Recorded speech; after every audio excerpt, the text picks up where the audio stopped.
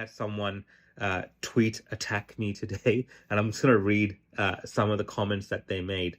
Now, I'm not going to put this individual's name up here and on this particular post, but you can look it up on my Twitter because they've left the comments there publicly. They wrote, fact check. Rukshan Fernando is a complete flog.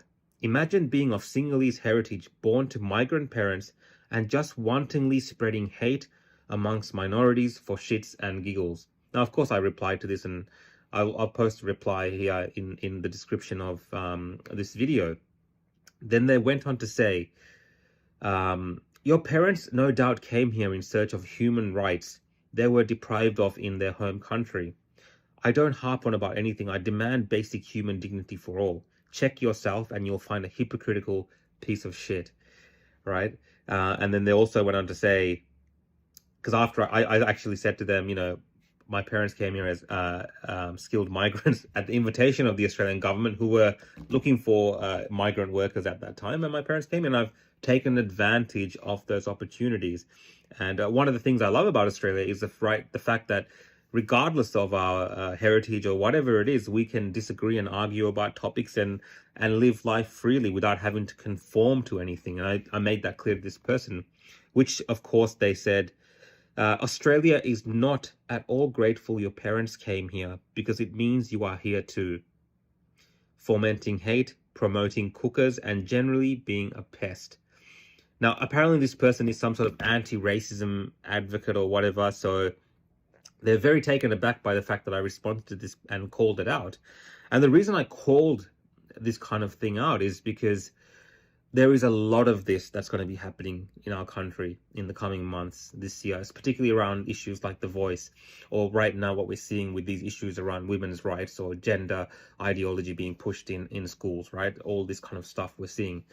And that's because they believe that certain people like me that look like me, who they believe or class as minorities, as their allies, for some reason we are a monolith, that we all think the same, that we are oppressed and victims ourselves, and therefore we will support their causes, or that we owe it to them to support their causes. And what I want to remind people is, it's particularly people like this and these type of inner city, leftists or elitists and all these kind of people, is that actually, no, we are very diverse people, even though you believe a certain thing. In Sri Lanka, for instance, people have all sorts of different political views, different religious views, different views, right? It's no different to a white person in the political spectrum in Australia having different views, the left versus the right, different values that they believe in, different things that they might support, whether it's gay marriage or not support it, whatever it is. People in other countries where there's not as many white people also have different views and different political ideas. And it does not mean that when they are here and they don't agree with you, they are racist or they are bigots or they are whatever you want to label them as. It just means that that is the diversity and the inclusion that you harp on about all the freaking time. That is what it is. And that's okay. And people can have a battle of ideas. In fact, because Australia has a multitude of people from different parts of the world and we have these competing ideas, overall, it makes our country, in my personal opinion, much richer in terms of our cultural understanding of different perspectives, right? We have that understanding in this country.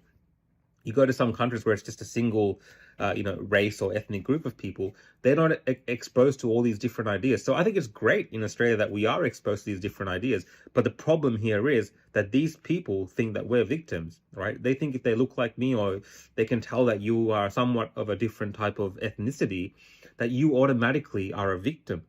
And that you should be grateful and that you should support whatever it is, whether it's letting men into women's bathrooms, whether it's The Voice, whether it's all these kind of concepts that they promote and push and believe it's their thing. And I'm not saying that's wrong. I'm just saying that that's what they believe. They will say that if you don't agree with them, you are a piece of crap, right? That's what I'm being told here. And because I should be ashamed for someone of my heritage for not agreeing with them.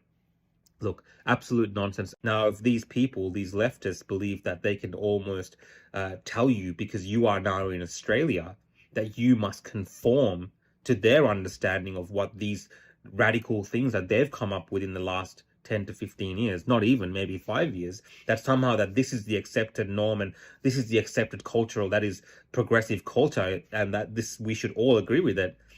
It's bullshit. Your your heritage stretches back thousands of years, and you can rely on that experience and those teachings and that history as well, and you can meld that together into making your own opinions. That is what I do every day. I'm very grateful that I have that cultural link back to Sri Lanka. But of course, I have Western ideas. I have Eastern ideas. I have all these things coming together, and that defines and makes who I am, and makes my own unique individual ideas. The beauty about Australia is that we can talk and disagree and have arguments and do all this type of stuff to come to our final conclusion on a said thing. And even after we come to that conclusion on that said topic, we might have further disagreements, and that's a wonderful thing. So don't let people hold you down or hold you back, or don't feel that because of where you're from or what your heritage is, that you can't speak up in Australia. Actually, Australia is all about that. Speak up, share your voice, share what you're thinking, and don't be afraid because of people like this talking absolute nonsense. And for this person to say that they're a anti-racism advocate and all this kind of stuff, I mean, you make up your mind. Thanks, everyone. See you next time.